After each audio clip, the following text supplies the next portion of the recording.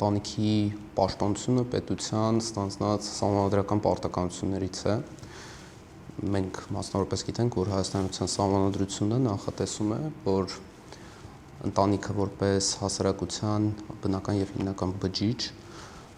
բնակչության պահպանության եւ վերարտադրման հիմք, ինչպես նաեւ մայրությունը եւ մանկությունը պետության հատուկ պաշտպանության եւ հովանավորության ներքո են։ Ընտանիքի պաշտպանության այս կարգավորումից են բխում նաեւ մի շարք օրենսդրական հատուկ կարգավորումներ եւ հենց այս տրամաբանության մեջ է տեղավորվում նաեւ այն կարգավորումը, որը միտված է ամուսնալուծությունը որպես այդ բնական եւ հիմնական բջիջը, այսպես ասած, քայքայող, քանդող գործընթաց որոշակի հատուկ կարգավորումների ենթարկելուն։ Մենք գիտենք, որ մինչ այս պահը եւ ներկայում էլ գործում է կարգավորումը, որ ամուսնալուծությունը գրանցվում է 1 ամիս ժամանակահատված անցնելուց հետո։ Այս կարգավորման նպատակը եւ էությունը կայանում է նրանում, որպեսզի ամուսնալուծության ցանկություն հայտնած ընտանիքը ունենա ժամանակ վերաիմաստավորելու, վերաարժևորելու ընտանիքը եւ ունենա ժամանակ մի փոքր ավել մտածելու, թե արդյոք ցանկանում է ի վերջո գնալ այդ քայլին, թե ոչ։ Հենց այս տրամաբանության մեջ է նաև արտարադատության նախարարության կողմից առաջարկվող փոփոխությունը, այսինքն արտարադատության նախարարությունն առաջարկում է մի փոքր երկարացնել այդ ժամանակահատվածը կրկին, որպեսզի նման ցանկություն հայտնած զույգը ունենա ավելի երկար ժամանակ այդ վերաիմաստավորման եւ վերաարժևորման գործընթացում։ Ընդ որում պետք է նշեմ, որ նաև այս տրամաբանության մեջ է մեր կողմից առաջարկված մյուս փոփոխությունը, որը վերաբերում է այդ ժամանակահատվածը կրճատելու դիմաց գանձվող գումարի բարձրացմանը, այսինքն այդ գումարի բարձրացումը նույնպես ինքնանպատակ չէ եւ այս երկու փոփոխությունները բխում են մեկը մյուսի տրամաբանական շարունակությունն են եւ առանց մեկը մյուսի իրականացնելու կատարվող փոփոխությունները կարծում եմ չէին ծառայի իրենց նպատակին,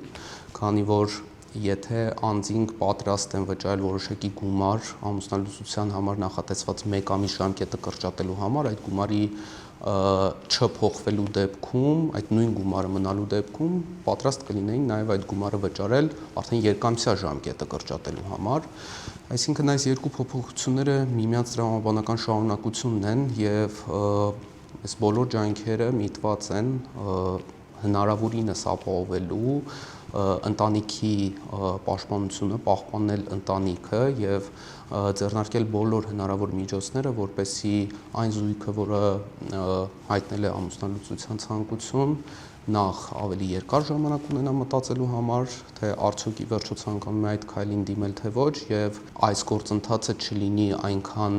հեշտ իրականացվող գործընթաց, որ հնարավոր լինի նաեւ որոշակի գումարի դիմաց շատ հեշտ կրճատել նաեւ այդ ավելացվող ժամկետը։ Սա է նպատակը առաջարկվող փոփոխությունների։ Այլընտրանքը այդպիսի անձինք ունեն, որովհետև պետությունը ոչ թե առհասարակ սահմանափակում է ամուսնալուծության իրավունքը, այլ կրկին, ինչպես ես նշեցի, լրացուցիչ ջանքեր է գործադրում, որպեսզի ընտանիքը պահպանվի։ Այսինքն այս պարագայում նախ ինքնին այլընտրանք ունեն անձինք, որոնք հնարավորություն չունեն ժամկետի կրճատման դիմաց գումար վճարելու, իսկ այլընտրանքը ինքնին հենց այդ ժամանակահատվածը սպասելն է, որից հետո արդեն ամուսնալուծությունը կգրանցվի։ Այսինքն այս պարագայում այն անձինք, ովքեր չունեն հնարավորություն այդ գումարը վճարելու, այլընտրանքը այսպես թե այնպես ունեն այդ ժամանակահատվածը սպասելու ճանապարհով եւ նորից եմ կրկնում, այստեղ ինքնին նպատակը չի եղել լրացուցիչ գումար գանձելը, այլ նպատակը եղել է այս տրամաբանության մեջ համակարգային փոփոխություններ կատարելը, այսինքն մեկը մյուսի տրամաբանության մեջ գտնվող փոփոխություններ եւ մեկը մյուսի տրամաբանությունը շարունակող փոփոխություններ կատարելն է եղել նպատակը։ Եթե մենք նպատակ ենք հետապնդում ամուսնալուծության գրանցման ժամկետը երկարացնել ընտանիքի պահպանության համար,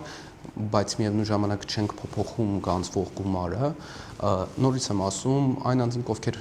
այսպես թե այնպես պատրաստ էին ժամկետը կրճատել 1 ամսվա դեպքում, այդ նույն գումարով կկրճատեին 2 ամսվա ժամկետը եւ այդ փոփոխությունը չէր ծառայի պարզապես իր նպատակին։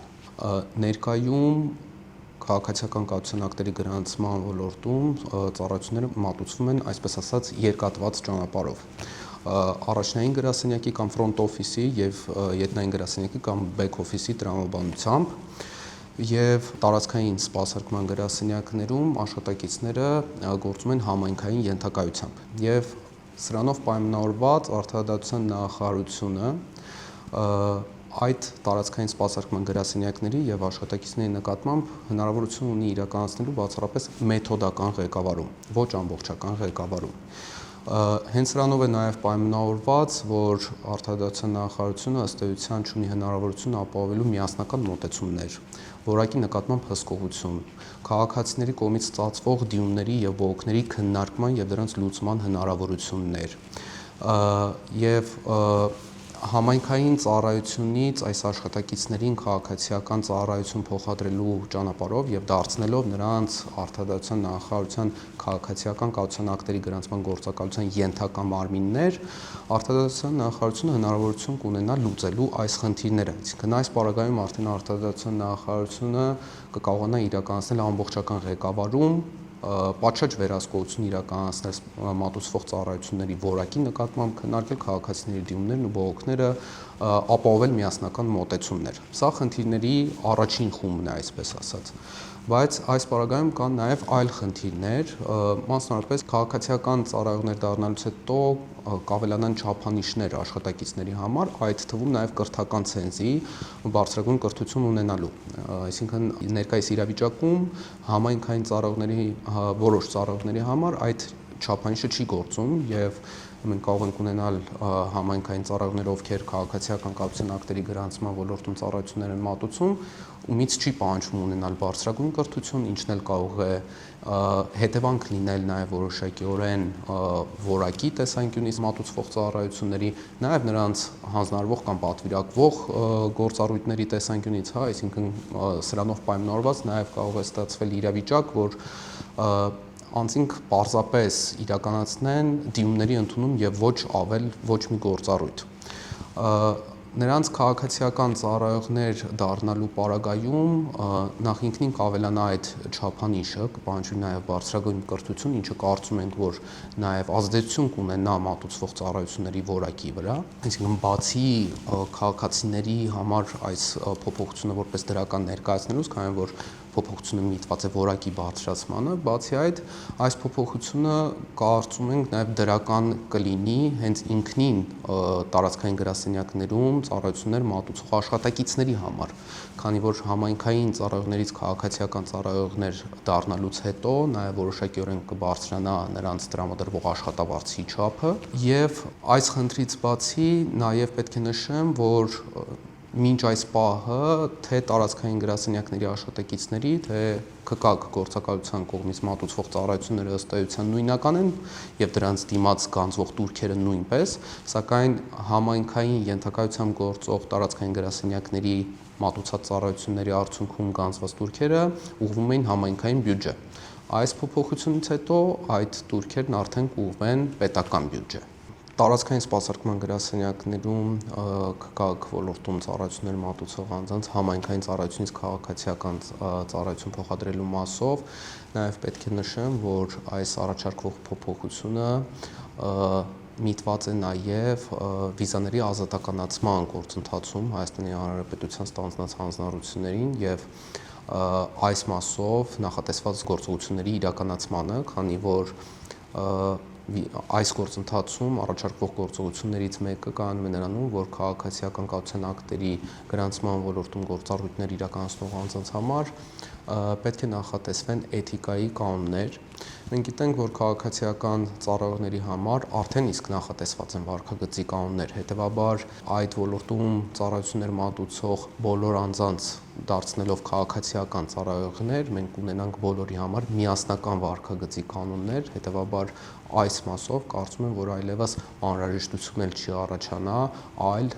առանձին էթիկայի կանոնագիր նախատեսելու։ Հետևաբար առաջարկվող փոփոխությունը միտված է նաև այս գործողության կատարմանը։ առաջարկում է մի շարք մատուցվող ծառայությունների դիմաց նախատեսված տուրքերի բարձրացում, բայց մի շարք փոփոխություններ ուղղված են բացառապես օտարերկրյա քաղաքացիներին մատուցվող ծառայությունների դիմաց գանձվող վճարներին, այսինքն այն փոփոխությունները, որոնք կատարում են օտարերկրյա քաղաքացիների մասով, որևէ ազդեցություն չեն ունենա Հայաստանի Հանրապետության քաղաքացիներին մատուցվող ծառայությունների տեսանկյունից եւ սա էլ ունի իր բացատրությունը, որը կանում է նրանում, որ օտարերկրյա քաղաքացիներին մատուցվող նույնանման ծառայությունները, որոնք մատուցվում են Հայաստանի Հանրապետության քաղաքացիներին, ավելի շատ ռեսուրս են պահանջում, ավելի շատ ջանքեր են պահանջում եւ ավելի աշխատատար են, քանի որ օտարերկրյա քաղաքացիների դեպքում շատ ավելի մեծ ծավալով փաստաթղթեր են ուսումնասիրվում, ավելի մեծ աշխատանք է կատարվում եւ հիմնականում սրանով է բացատրվում, որ օտարերկրյա քաղաքացիների դեպքում որոշակի տուրքեր բարձրացվում են եւ մեր կողմից շրջանառած փաթեթում հիմնավորումներում կտեսնեք նաեւ այլ դիրքորոշումներ, որոնք ուղղված են օտարերկրյա քաղաքացիներին մատուցվող ծառայությունների դիմաց կանցվող վճարների բարձրացմանը, դա նաև վերաբերում է օտարերկրյա քաղաքացիների կողմից Հայաստանի Հանրապետության քաղաքացիների երեխաների որդեգրման կարգին եւ այլն։ Ինչ վերաբերում է մյուս փոփոխություններին, օրինակ անվան փոփոխության դեպքերին, այս մասով էլ փոփոխությունը կրկին ինքնանպատակ չէ, ներկայիս իրավիճակում անձը կարող է անսահմանափակ քանակով կատարել անվան փոփոխություն, ընդ որում փոխել անուն, ազգանուն, հայրանուն կամ ընդամենը 1 տարր առանց որևէ բացատրության կամ պատճառաբանության։